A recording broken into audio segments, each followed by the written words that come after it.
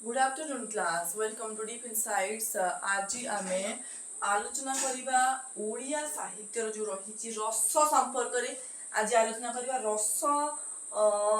गोटे काव्य रचना क्षेत्र रे रसर महात्म्य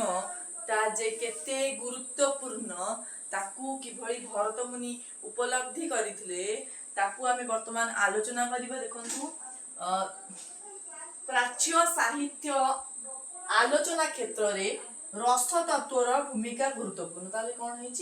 प्राच्य साहित्य जो रही जो आलोचना करा जाए से कौ जिनसा सबुठारु गुरुत्वपूर्ण जिनस जदि किसी रही सी हूँ रस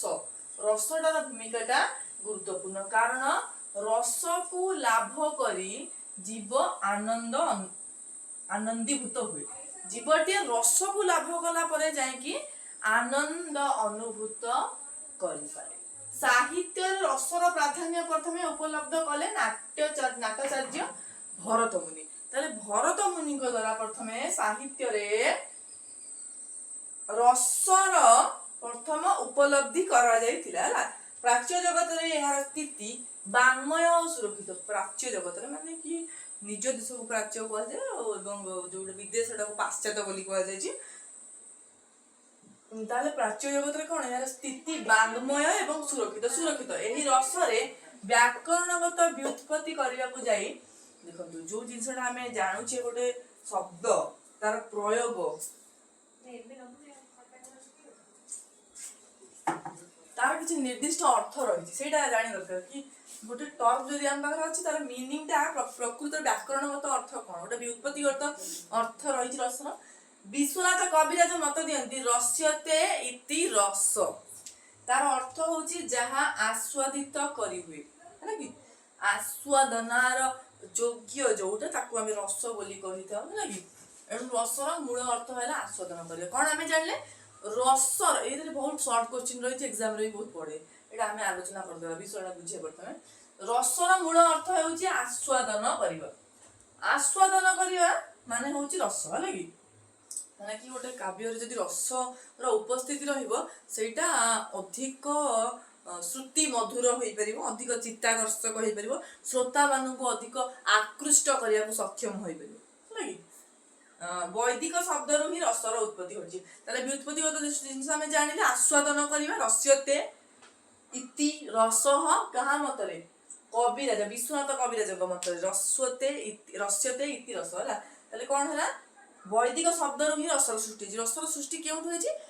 वैदिक साहित्य रू ही रसर सृष्टि हुई। अच्छा तापर कौन रसर प्राधान्य रही जुगे जुगे साहित्य रे रसर प्राधान्यटा अनेक है कि रसर प्राधान्य अनेक रही है साहित्य जगत रे। ध्वन्यालोक कह जाए न ही तन्य काव्य है कि ध्वन्यालोक कौन कह जाए न ही तन्य काव्य अर्थात रस शून्य काव्य नहीं रस को त्याग कले काव्य अधूरा है कि कौन तले है ना जदि काव्यटी रचना करा जाए बिना रस रे सेटा काव्य भली लागिबो नाही। तेणु काव्य रे रसर आवश्यकता सबुठारु गुरुत्वपूर्ण रही है। देखो प्राच्य आम आउ थे आलोचना करदा शॉर्ट क्वेश्चन गुड़ाक टिके डिस्कशन करदबा।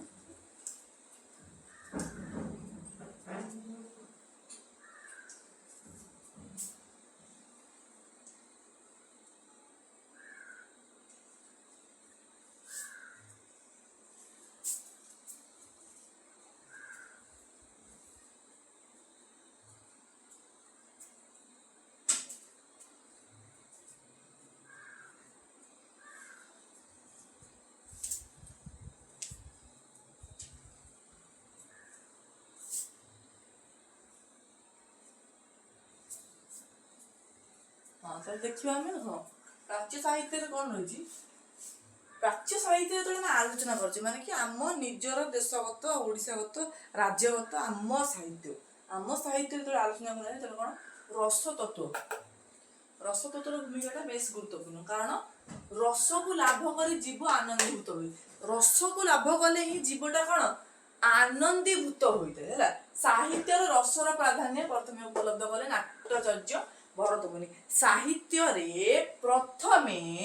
रसर प्राधान्य को किए उपलब्धि करथिले उत्तरटी हबो भरतमुनि है। प्राच्य जगत रे स्थिति वाङ्मय और सुरक्षित प्राच्य जगत रे स्थितिटा वाङ्मय एवं सुरक्षित एही रसरे व्याकरणगत व्युत्पत्ति करबा को जाई विश्वनाथ कविराज मत दे व्याकरणगत व्युत्पत्ति माने भांगिबा रसर अर्थटी को बाहर करबा रस्यते इति रस जहा आस्वादनार योग्य ताहा को रस बोली कहा जाय रस कोन करे ना काव्य को आस्वादित करे हैला भी त माने कोन जहा आस्वादित हुए ताहा को रस कहंती आस्वादन करबा होची रसर मूल अर्थ। अच्छा यार उत्पत्ति रस शब्दटीर उत्पत्ति केउठु होईची वैदिक शब्दरु ही रसर उत्पत्ति कोडु वैदिक शब्द है तेरे कौन आम जानले रसर उत्पत्ति केउठु होईची ना वैदिक साहित्यरु ही रसर उत्पत्ति घटिची जुगे जुगे साहित्य रे रसर प्राधान्य रहिची रसर प्राधान्यटा जुगे जुगे रहिची ध्वनालोक अनुसार कोन कहै जायची ध्वनालोक कहै जायची नहि तन्यं काव्य माने कि रस शून्य काव्यटा काव्य नुहे काव्य संगे ता समान करा जाय न पारे बुझि पाले आपण माने कि हम गोटे एग्जांपल देबा रस शून्य काव्य नुहे माने कि जेमिति जदि हमें कहि परिबा सृष्टि जो रहिछि ब्रह्मांड जो रहिछि सेटा प्राण केतो बळे लाभ करे जेतो बळे सूर्य नारायण जेतो उदित हुअନ୍ତି सेतो बळे जाय कि ना से प्राण पाए बिना सूर्य रे पृथ्वीर किछि जीवन नाही से निर्जीव होई जीव अंधकारमय होई जीव सेई भली भाबरे सेई भली सूर्य को जे भली पृथ्वी रे जेंति हमें कहि परछे कि सूर्य को बिना पृथ्वी रे अंधकारमय होई जीव सेई भली काव्यटी मध्य रस बिना अंधकारमय होई जीव हैला कि